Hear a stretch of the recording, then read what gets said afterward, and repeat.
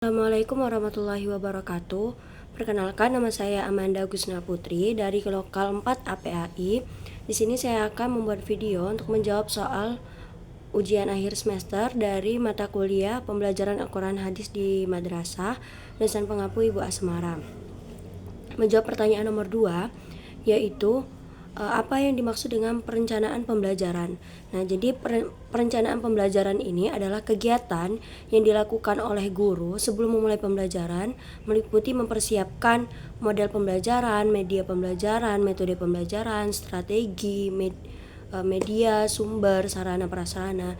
Jadi model, metode, dan segala macam dari tujuan pembelajaran itu sudah dirancang duluan oleh guru sebelum melaksanakan pembelajaran. Ini yang dinamakan perencanaan pembelajaran. Nah, tujuan dari perencanaan pembelajaran ini agar tujuan dari dilaksanakannya pembelajaran itu memiliki hasil yang sesuai dengan tujuan awal dibuat itu.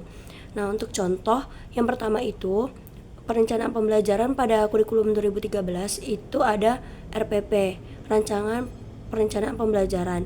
Sedangkan kalau di kurikulum Merdeka itu terdapat modul ajar. Modul ajar ini hampir sama dengan RPP. Hanya saja modul ajar ini versi disempurnakannya RPP sebelumnya. Selanjutnya pertanyaan nomor 3, yaitu bagaimana kompetensi dasar di KMA 347 tahun 2022. Nah, untuk kompetensi dasar dari KMA 347 ini masih merujuk pada KMA 189 tahun 2019.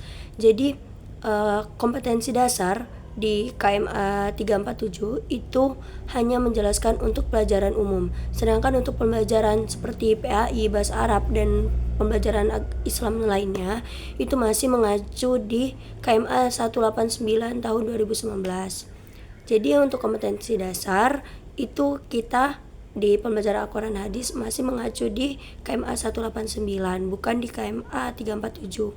Sesuai dengan yang tertera di KMA 347 itu untuk kompetensi dasar pembelajaran PAI dan Bahasa Arab dan lainnya itu masih merujuk ke KMA 189.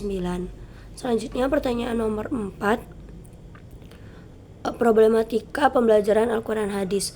Nah, jadi problematika pembelajaran Al-Quran Hadis ini banyak. Beberapa itu pertama ada dari siswanya, ada dari gurunya. Yang dari gurunya itu bisa kurangnya pemahaman guru, kurangnya kesadaran guru, kurangnya keaktifan guru, dan kurangnya guru yang bisa memahami keadaan dan kondisi kelas sehingga bisa memilih metode model pembelajaran yang pas untuk peserta didiknya.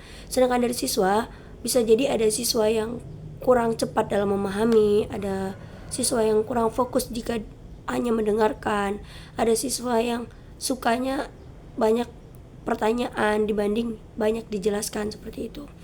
Nah, jadi untuk mengatasi problematika ini dari guru bisa mengikuti pelatihan-pelatihan dan kesadaran guru untuk mengikuti dan mempelajari lagi materi-materi yang akan diajarkan kepada peserta didik. Jadi guru itu tidak hanya belajar ketika di sekolah, tapi ketika mengajar dia itu masih harus terus belajar, terus membaca agar bisa memahami peserta didiknya. Contoh peserta didiknya ingin suasana kelas yang menyenangkan, tetapi ternyata guru ini kurang memahami. Akhirnya hanya menggunakan metode ceramah yang cenderung monoton. Sedangkan siswa itu pengennya kelas yang aktif, kelas yang menyenangkan, seperti itu. Nah, untuk peserta didik ini bisa dari gurunya. Misalnya ada satu peserta didik yang kurang cepat dalam memahami di pembelajaran Al-Quran Hadis dikarenakan sulitnya bahasa Arab atau sebagaimana. Nah, jadi guru ini gimana caranya bisa membimbing peserta didik ini, mungkin di jam istirahatnya atau meminta tolong secara pribadi oleh orang tuanya untuk mengawasi peserta didik ini agar di rumah untuk belajar kembali pelajaran yang tadi dipelajari tapi masih kurang dipahami. Jadi itu saja jawaban dari saya. Terima kasih. Wassalamualaikum warahmatullahi wabarakatuh.